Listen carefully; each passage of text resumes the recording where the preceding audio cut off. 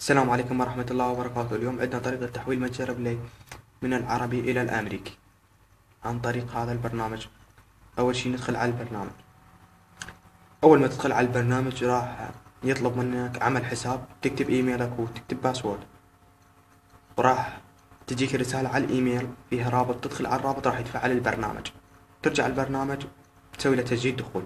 بعد ما تسوي تسجيل دخول راح تطلع لك هذه الواجهة، تختار من هذه الخانة يونايتد ستيت نيويورك، بعدها تضغط على كونكت. اكتملت العملية، ثم نتحول إلى متجر جوجل بلاي. بعد ما تحول ندخل على جوجل بلاي. مثل ما ترون حساب جوجل بلاي أمريكي، تقدر تشتري وتحل مشاكل جميع جوجل بلاي العربي.